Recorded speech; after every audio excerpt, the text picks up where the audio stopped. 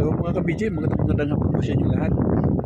Welcome po sa bagong vlog natin po ngayon. Nandito po tayo sa Moa po mga ka-BJ. So binalikan natin po itong tambak po dito sa paligid ng Moa po mga ka-BJ. So mga ka-BJ, magandang hapon po sa inyo lahat. So bago po tayo mag-umpisa ng vlog natin po mga ka-BJ, please po wag po ninyo makakalimutan po like and share na lang po mga ka-BJ. And then yung mga hindi po nakapag-subscribe dyan, please subscribe na lang po mga ka-BJ. Then huwag po ninyo i-skip yung ano natin yung patalastas o kaya ads natin mga ka-BJ. Huwag ninyo i-skip po mga ka-BJ. So mga ka-BJ, ito po binalikan na po natin itong paligid ng ng MOA. So ayun pala, kaalis na lang po yung isa kanina, katatambak lang yun mga ka-BJ. So ere po, talagang binabakuran na po ito ng mga buhangin, ng tambak ng buhangin po ito mga ka-BJ. So itong MOA po mga ka-BJ, tingnan ninyo po mga ka-BJ. Tingnan ninyo doon sa kabila, yung tambak doon napakataas na. Yung building po mismo doon sa Meros Boulevard, kalahati na lang po makikita natin. Dati po clear na po yung mga ka-BJ. So ganoon na po kataas na tambak yung mga ka-BJ. At area, tingnan ninyo ito. Nasa gilid na po mismo ng MOA. Andito na po siya po mga ka-BJ, sa gilid-gilid na lang po ito. Mga 100 meters na lang po yan. Yan mga nagtatambak, mga naghuhukay po yung mga ka-BJ. So nakita rin po ninyo, yun, dati po yung papuntang papuntang Cavite. Dati po yung Cavite, makikita po natin dyan mga ka-BJ pag dito tayo. So ngayon wala na po mga ka-BJ. Takpan na rin po yung Cavite at hindi na rin po natin makikita. Ang makikita na po natin dyan, yung puros tambak na lang po mga ka-BJ. So talagang inano na po talaga nila, talagang dinikitan na po nila mismo dito sa sa MOA po mga ka-BJ. Mall of Asia. Talagang dikit na dikit po dito po mga ka-BJ. So lapit-lapitan po natin doon muna mga ka-BJ, banda ron, kasi yung pagbanda dyan, so yung banda dyan po mga ka-BJ, medyo may mga tambak na masyado malapit. So tingnan po natin dito mga ka-BJ. Hali po kayo, lapitan po natin ito. So mga ka-BJ, ito po ang hindi natin naintindihan. Ito, yan po sa natutukan po natin yung mga ka-BJ. So yan po mga ka-BJ, kukuha po ng mga lupa yan sa ilalim o mga bato-bato dyan kung kukunin po nila yan. So andito po yan sa gilid-gilid, hindi po natin naintindihan. So ngayon na naman, tinatambakan din nila.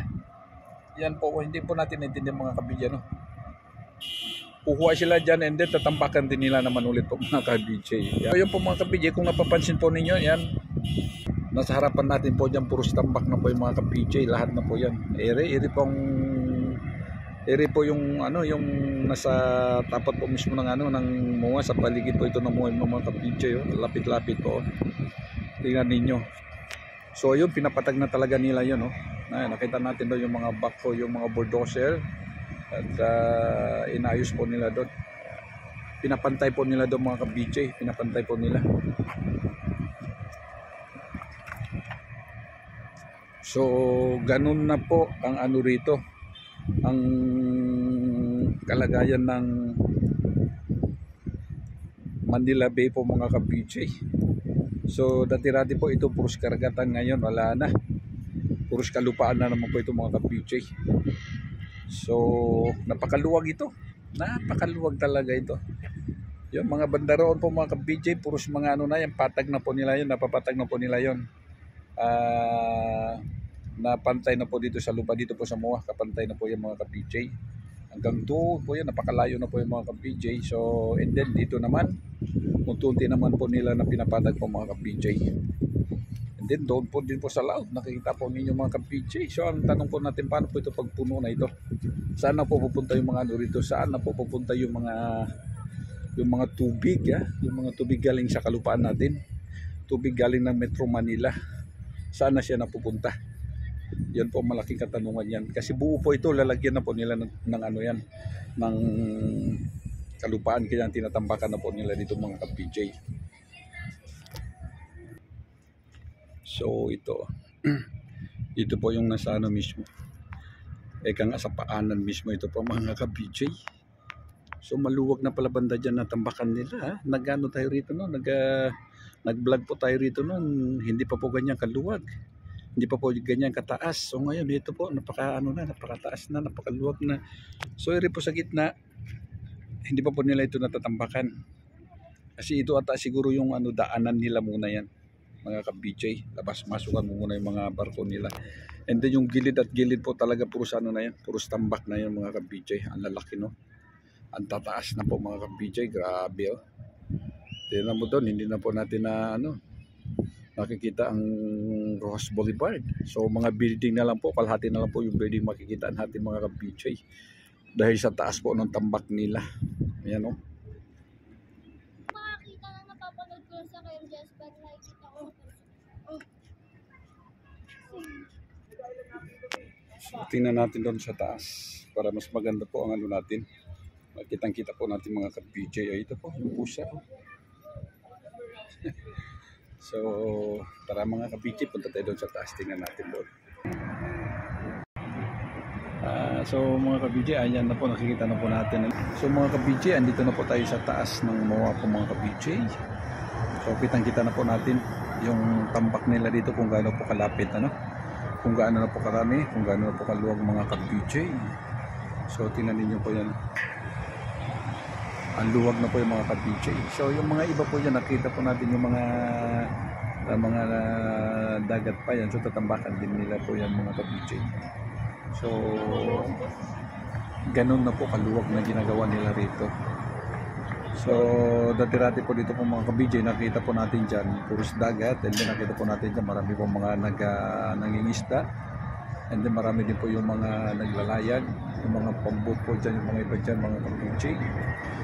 So ngayon wala na. Ang una-una po na apektuhan dito yung mga nangingisda dyan mga ka-BJ, wala na talaga. At saka yung mga turista po dyan, along-along po pag mga ganitong oras, ang dami po mga turista dyan, mga naglalayag dyan sa laot na yan. Kitang-kita po natin ang dami nila dyan. So ngayon wala na po mga ka-BJ. Parang na ito, parang mistulan na desert na po itong dagat ng Manila Bay po mga ka-BJ. Tingnan ninyo. So dito po sa tapat natin na yan, pinapantay na po nila dyan. Tapos pag napantay yan, tatambakan nila ulit yan. Ganyan po ang style nila po ginagawa dyan mga ka-BJ. So talagang dinidikit na po nila todo dito sa MOA. Ayan, kalapit na po yung mga ka-BJ. So mga yan hanggang doon po yung mga ka-BJ. Doon po yan hanggang doon sa dulong-dulo na po yung mga ka-BJ lahat yan. So siguro itong katapusan ng 2025, makabuo na po yan siguro mga ka-BJ, matatambakan na nila ito lahat. Ganun po sila kabilis. So ganyan po ang tanong po natin dyan. Palagi po nagtatanong dyan ng mga iba dyan na paano na po itong Metro Manila. Kahit nung wala pa po dyan mga ka-BJ, pagka malakas ang ulan, lubog na po itong Metro Manila, binabaha na. So lalo na siguro pagka talagang nagiging lupa na lahat yan at wala na po matakbuhan ng tubig dyan. Ang tanong dyan, sana po kaya patatakbuhin, sana kaya palulusutin yung mga tubig dyan mga ka-BJ. Sana sila dadaan dyan. So ang tendency dyan talaga mga ka-BJ, talaga magbabara po dito sa loob ng Metro Manila po yung mga tubig dyan. Mas lalo po yan na tataas ang tubig dito sa Metro Manila po mga ka-BJ. Lalo po lulubugin ang Metro Manila. So itong proyekto po itong mga ka-BJ, panahon po din ni ex-President Duterte po mga ka-BJ. Ayan nakita ninyo doon yun, talagang napaka na po, mas lalo po banda ron mga ka-BJ, wala na po talaga yung dagat na dyan, halos lupa na po yung mga ka-BJ. So siguro pagkabalik natin dito after mga 3 months ulit, baka naman mas maluwag pa dyan mga ka-BJ. Luwag at luwag. Wala na po talaga ang ganda ng Manila Bay, na wala na po ang view niya dahil sa dyan. Dati-dati pagtingin mo dyan, talaga napakaganda po itong Manila Bay. Ngayon nawala na ang ganda ng view, wala na po mga ka-BJ. Talagang lalo na pag nandun ka sa baba, wala na. Pag nandiyan ka sa baba, wala na po kagandahan. Kasi ang tumambat na po sa mata natin yan na lang po, yung mga tambak na lang po, yung mga mga lupa na lang ka-BJ. So ito na lang ang itsura ng Manila Bay. Alaala na lang po yung mga nakaraan. Swerte po yung mga pinanganak ka ngayon na inabutan mo ito. Yung mga next generation po wala na, hindi na po nila ano yung Manila Bay. Hindi na po nila alam yan. Sa picture na lang po siguro. Ayan, tingnan niyo po mga kabila, tingnan niyo po mga ka-PJ. Grabe ano?